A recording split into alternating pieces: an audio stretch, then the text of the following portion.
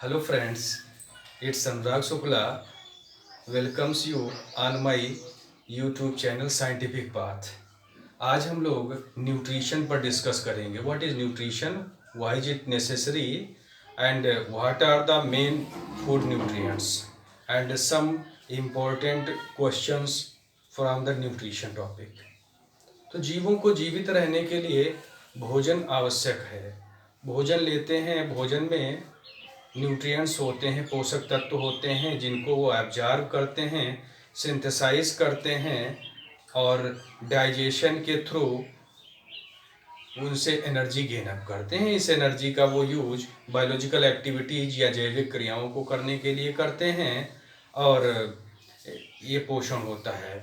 It's a biological phenomenon in which a living organism intake the food, digest, absorb, synthesize, assimilate, and in the end it was excreted from the body as a waste material. Why is it necessary? ये क्यों आवश्यक है? As a energy resource we take up the nutrients. हम एक ऊर्जा स्रोत के रूप में न्यूट्रिएंट्स को लेते हैं जिससे बायोलॉजिकल एक्टिविटीज करते हैं. बॉडी की ग्रोथ के लिए फूड रिक्वायर है, न्यूट्रिशन रिक्वायर है, क्योंकि इससे क्या होता है, जो जीव द्रव्य है उसका निर्माण होता है, प्रोटोप्लाज्म का फॉर्मेशन होता है और कोशिकाओं की वृद्धि मरम्मत होती है और जीवों में इस प्रकार से उनके आकार में वृद्धि होती है. उसके अलावा जो बॉडी पार्ट्स होते हैं डैमेज्ड हो जाते हैं, उनकी रिपेयरिंग के लिए न्यूट्रिशन मस्ट है, अनिवार्य है. उसके अलावा जो डिजीजेज हो जाती हैं शरीर में, उनसे प्रोटेक्ट करने के लिए बॉडी को एनर्जी रिक्वायर है और एनर्जी हम न्यूट्रिशन के थ्रू प्राप्त करते हैं. अब हम लोग बात करते हैं न्यूट्रिएंट्स के बारे में. मेन न्यूट्रिएंट्स क्या है? तो न्यूट्रिएंट्स को हम 3 कैटेगरी में डिवाइड कर लेते हैं. पहला तो एनर्जी गिविंग न्यूट्रिएंट्स, जो ऊर्जा प्रदान करने वाले पोषक तत्व हैं, उसमें हम कार्बोहाइड्रेट्स और फैट्स का अध्ययन करेंगे. उसके बाद में जो दूसरा कैटेगरी है उसमें कंस्ट्रक्टिव न्यूट्रिएंट्स आते हैं, जो शारीरिक जो अंग हैं या टिश्यू हैं उनका या सेल्स हैं उनका निर्माण करने का काम करते हैं. उसके बाद में जो थर्ड कैटेगरी है उसमें इम्यूनिटी गिविंग न्यूट्रिएंट्स आते हैं, जो शरीर की रोग प्रतिरोधक क्षमता को बढ़ाते हैं. उसमें विटामिन एंड मिनरल साल्ट्स आते हैं. इसको हम लोग अपने नेक्स्ट टॉपिक में डिस्कस करेंगे.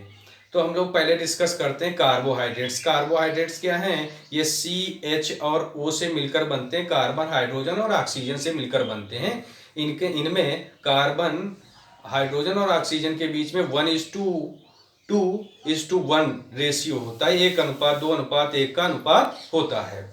और ये 2 प्रकार के होते हैं, एक सिंपल कार्बोहाइड्रेट्स होता है और दूसरा कॉम्प्लेक्स कार्बोहाइड्रेट्स. तो जो सिंपल कार्बोहाइड्रेट्स होता है वो ईजिली डिजॉल्व होके एनर्जी देते हैं.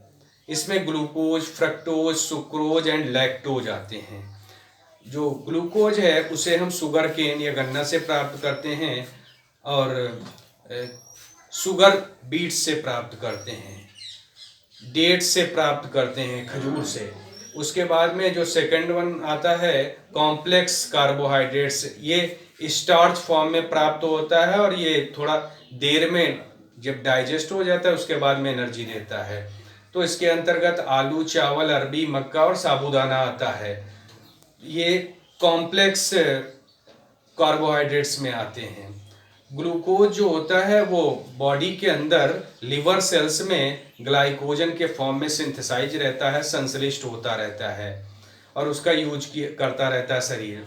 तो जो साबूदाना है, पाम सागो, वो ईस्ट अफ्रीका या पूर्वी अफ्रीका में सागो पाम नामक प्लांट से प्राप्त होता है और उसका जो स्टेम होता है उसके द्वारा इसको पाउडर फॉर्म में कन्वर्ट करके इससे बनाया जाता है और उसको हम लोग अपने यहाँ व्रतों में खाने में उपयोग करते हैं.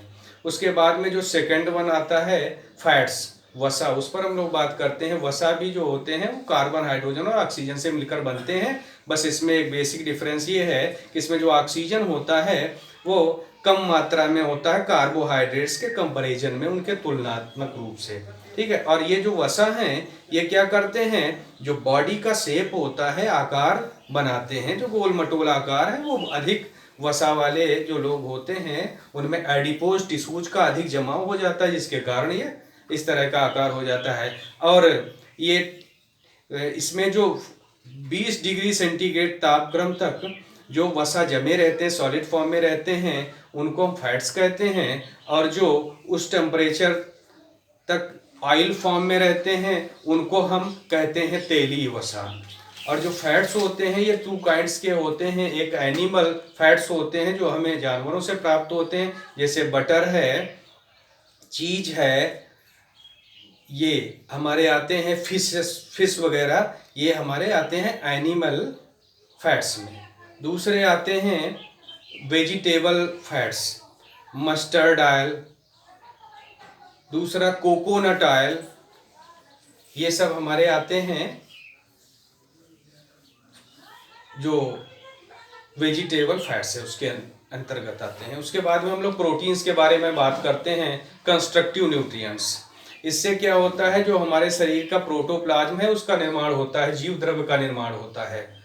और जितने भी प्रकार के एंजाइम्स हैं सबका फॉर्मेशन या निर्माण जो होता है प्रोटीन्स के द्वारा होता है, इन प्रोटीन के बने होते हैं। उसके बाद में जो एंटीबॉडीज होती हैं जो रोग प्रतिरोधक क्षमता बनाती हैं शरीर की, इसका निर्माण प्रोटीन्स के द्वारा होता है। और ये हमारे शरीर को रोगों से लड़ने की ताकत देती हैं या रोग प्रतिरोधक क्षमता बनाती हैं।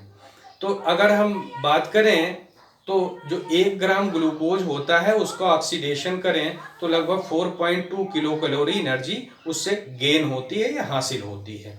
उसके बाद में हम लोग देखते हैं PEM, प्रोटीन एनर्जी माल न्यूट्रिशन या प्रोटीन कैलोरी कुपोषण, माल न्यूट्रिशन के बारे में बात करते हैं। ये 2 प्रकार के रोग होते हैं प्रोटीन की कमी के कारण। In the lack of protein there are mainly 2 kinds of diseases may be fallen in the child। तो पहला रोग है क्वाशियोरकर, ये बच्चों में होता है। और जब माताएं बच्चों को इरेगुलर स्तनपान कराती हैं या अनियमित रूप से उनको दुग्ध मिलता है जिसके कारण हो जाता है, ये बेसिकली 12 मंथ तक के बच्चों को होता है। इसमें बच्चों के पैर सूज जाते हैं और उनका एब्डोमेन जो है, पेट या उदर भाग सूज जाता है। उनके जो लेग्स हैं वे बहुत कमज़ोर हो जाते हैं और लिम्स कमज़ोर हो जाते हैं। उनकी इम्यूनिटी सिस्टम जो है, रोग प्रतिरोधक क्षमता तंत्र वो होता है, वो डिस्टर्ब हो जाता है और ये कमज़ोर हो जाते हैं। ये मेंटली रिटार्डेड बच्चे होते हैं, मानसिक रूप से इनमें मंदता होती है, मानसिक मंदता होती है। इनकी सांस गति तीव्र होती है, ब्रीदिंग रेट, और इनको भूख कम लगती है या नहीं लगती है। इसके अलावा इनको डायरिया भी लगता रहता है। उसके बाद में जो दूसरा रोग है मेरेस्मस, ये भी प्रोटीन कैलोरी माल न्यूट्रिशन से होता है। और इसमें क्या होता है, ये बच्चे अंडरवेट होते हैं, इनकी शरीर की वृद्धि रुक जाती है, ग्रोथ चेक हो जाती है, और इनमें जो टिश्यूज होते हैं और मसल्स होती, मांसपेशियां, वो डीजनरेट होना शुरू हो जाती हैं, विघटित होने लगती हैं। और ये 6 to 12 मंथ्स तक के बच्चों में होता है। और अगर देखा जाए तो मेरेस्मस जो होता है ये मदर के मिल्क का कम मिलने या न मिलने से हो जाता है। और ऐसे जो बच्चे होते हैं अपनी हम उम्र की तुलना में वो बहुत ज़्यादा ही कमज़ोर या कम उम्र के दिखते हैं। तो ये बात हो गई आज के टॉपिक पर। अब इससे कुछ क्वेश्चन लेते हैं। तो जो पहले देखते हैं 1 ग्राम ग्लूकोज के ऑक्सीडेशन से कितने एनर्जी बनती है, फॉर्म होती है। 4.2 किलो कैलोरी ऊर्जा का उत्पादन होता है। तो जो एंजाइम्स किसके बने होते हैं, एंजाइम्स प्रोटीन्स से बने होते हैं। क्वाशियोरकर जो डिजीज होती है, ये इससे ग्रस्त जो बच्चे होते हैं वो उनमें मुख्य लक्षण क्या होता है, तो वो ऐसे बच्चे जो होते हैं वो मेंटली रिटार्डेड होते हैं या मानसिक रूप से मंद बच्चे होते हैं। उसके बाद में हम एक और क्वेश्चन देखेंगे कि जो ग्लूकोज है उसे क्या कहा जाता है। ग्लूकोज को कोशिका का ईंधन कहा जाता है। Fuel of cell is called as the glucose. और जो ग्लूकोज है वो बॉडी के अंदर लिवर सेल्स में किस फॉर्म में सिंथेसाइज रहता है, संश्लिष्ट रहता है। तो जो बॉडी है उसके अंदर लिवर सेल्स में जो ग्लूकोज है वो ग्लाइकोजन के फॉर्म में संश्लिष्ट रहता है या स्टोर रहता है। उसके बाद में हम जानते हैं कि एक जो प्रोटीन का मॉलिक्यूल है अणु बनने में 20 जो अमीनो एसिड्स हैं मॉलिक्यूल के, अमीनो एसिड्स के मॉलिक्यूल वो कंबाइन होकर एक प्रोटीन मॉलिक्यूल का निर्माण करते हैं। तो ये हो गया आज का हमारा टॉपिक, और बाय बाय, नेक्स्ट टॉपिक पर हम लोग मिलेंगे। ओके।